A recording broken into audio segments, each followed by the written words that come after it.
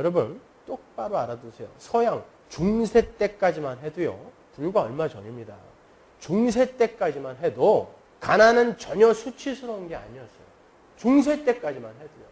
당시의 사람들은 부자와 빈자, 가난한 자는 신이 구분한 역할이다라는 믿음이 확고하게 있었습니다. 중세 때에도 그 타락한 기독교가 지배하던 중세 때에도 적어도 그 정도의 상식은 있었단 말입니다. 그건 신이 정해놓은 역할일 뿐인 거고 각자 사회 속에서 나름의 중요한 역할이 있는 거라고 믿었어요. 그래서 당시 가난한 농민의 삶은 한가한 귀족들과 비교해서 육체적으로는 힘들지 몰라도 정신적인 박탈감이나 수치심을 느낄 이유가 전혀 없었어요. 근데 산업혁명이라는 게 일어나서 소유라는 게 가치라는 것으로 인식이 되면서부터 그게 바뀌기 시작한 거예요. 많이 가진 건 잘난 놈, 많이 배운 것 잘난 놈, 그렇지 못한 건 천한 것들. 그게 불과 얼마 전입니다, 여러분. 오늘날 가난한 자에게는 물질적 궁핍에 정신적인 고통까지 더해지고 있는 거예요. 왜냐하면 이제 사회적 지위나 신분을 그 사람의 가문이나 됨됨이가 아닌 외적 힘의 소유가 규정을 하기 시작했기 때문에 그래요. 그래서 가난한 사람은 자신의 무능력에 수치심을 느낄 수밖에 없는 거고 사회는 그들에게 실패자라는 꼬리표를 달아주고 있는 거예요. 그래서 현대의 가난한 이들이 불쌍한 거예요. 그러나 부자라고 불안해서 자유롭지는 못해요. 이 중에도 부자가 있잖아요. 어느 정도 돼야 부자인지 그건 잘 모르겠지만 하여튼 나는 부자야라고 생각하는 분 계시죠? 하나도 안 불안하세요? 불안합니다. 경제적 부가 인간의 불안에 끼친 영향은 단순히 가난한 사람들에게만 한정되지 않아요.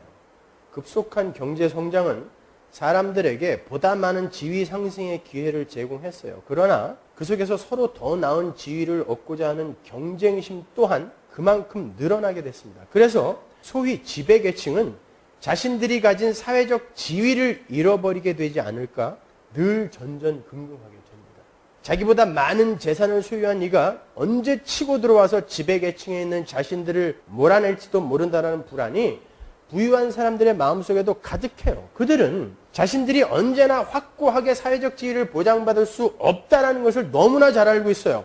그들의 불안감은 여기에서 기인하는 거예요. 결국 오늘날 똑똑한 놀부나 멍청한 흥부나 불안에 떨긴 매 한 가지인 거예요. 한쪽은 자기가 가진 것을 잃을까 봐 두려워하고 다른 한쪽은 자기가 가질 수 없는 것을 한탄하고 괴로워해요. 그게 다 어디서 비롯된 거예요? 자기 스스로 이 세상에 힘을 쌓아서 자신을 지키고 보호하겠다라는 인간의 타락한 욕망에서 비롯된 거예요. 적어도 자기 주변에 있는 이들보다는 비교 상대적 우위를 차지하겠다는 인간들의 끝없고 야비한 욕망이 모든 인간들을 불안하게 만드는 것입니다. 그런 연유로 모든 인간은 자신이 불행하다고 생각하며 하루하루를 살아가고 있는 거예요. 많이 가진 사람도 불행해하고요. 적게 가진 이도 불행해하고 많이 배운 이도 불행해하며 못 배운 이도 불행해해요. 모두 불행한 이들이 살아가고 있는 세상이 이 세상이에요. 그래서 알랭 드 보통이라는 젊은 철학자는 불안은 욕망의 한여다라고 이야기를 합니다. 욕망이 있는 한 불안이 없어질 수 없다는 것입니다. 결국 인간이 욕망하는 한 불안은 늘 따라다닐 수밖에 없는 거예요. 이미 소크라테스는 이러한 욕망의 성격을 구멍난 술통이라고 이야기했죠. 아무리 부어도 채워지지 않는 거예요. 그리스도인들은 바로 거기에 초연한 자들로 성숙이 되어져 가야 되는 것입니다. 실제 우리의 신앙의 선배들이 그런 삶을 살아냈어요.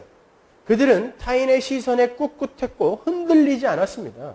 일찍이 그들은 다른 사람들의 모욕이나 비난에 의연하게 대처하는 방법을 말씀 속에서 터득을 했어요. 그들 안에 인격으로 들어와 계신 하나님께서 타인의 말과 시선이 실제로 자신을 비추는 거울이 아님을 깨닫게 해줬던 거예요. 자신에게 인식되어지는 가짜 나에서 벗어나게 만들어주는 것입니다. 어떻게? 나는 십자가에 달려 죽은 죄인이다. 그게 우리의 실제 모습인 것입니다. 그래서 어떤 자리로 비하가 된다 할지라도 우리는 수지 맞은 거예요. 개도 안 달리는 십자가에 달려서 죽은 게 나의 실존인데 내가 적어도 이 정도라면 거기보단 난 거 아닙니까, 여러분? 그래서 우리는 부끄러워할 이유도 없고 자괴감을 느낄 이유도 없고 많이 가진 지는 교만할 이유가 없어지는 거예요. 우리는 말씀 속에서 외부의 시선에 어떻게 내가 보여야 되는가를 조바심 내지 않을 수 있게 되는 것입니다. 그걸 성도라고 그래요. 성경에 나오는 수많은 하나님의 백성들이 그렇게 살았잖아요. 두들겨 맞으면서도 이빨 다 빠져가지고 헤헤 웃으면서 당신들을 하나님이 용서해 줬으면 좋겠어. 이거 창피한 일입니다, 여러분. 부끄러워하지 않았어요. 자기가 개척한 교회에서 쫓겨나면서도 부끄러워하지 않았습니다. 그들이 나를 어떻게 볼까? 감옥에 갇혀서 아무 일도 하지 못하면서 세상 사람들에게 조롱을 당하면서 하나님이 너와 함께 계신다면 네가 어떻게 이렇게 감옥에 계속 갇혀 있겠냐? 조롱을 받으면서도 그들의 눈에, 그들의 시선에 아랑곳하지 않을 수 있었습니다. 왜? 하나님과 나와의 1대1의 관계를 소중하게 여겼기 때문에 그들이 나를 어떻게 보든 이것이 나의 거룩에 도움이 된다면 나에게 유익이다라고 간 것입니다. 그걸 성도라고 하는 거예요, 여러분. 그들이 불안하지 않을 수 있는 거예요. 왜? 하나님이 나와 함께 계시면서 나를 온전한 목적지를 끌고 가시는데 내가 왜 불안합니까? 왜 불안해요? 목적이 다른 데 있으니까 불안한 것입니다, 여러분. 그 불안함에서 경쟁, 전쟁, 다툼, 시기, 질투 이런 것들이 나오는 거예요. 왜 그리스도인이 그 불안에 시달리냔 말이야. 왜? 이 세상에는 단순히 경제력이나 물질적 성공으로 환원될 수 없는 참 가치가 있어요. 그게 바로 하나님과 하나님 나라예요.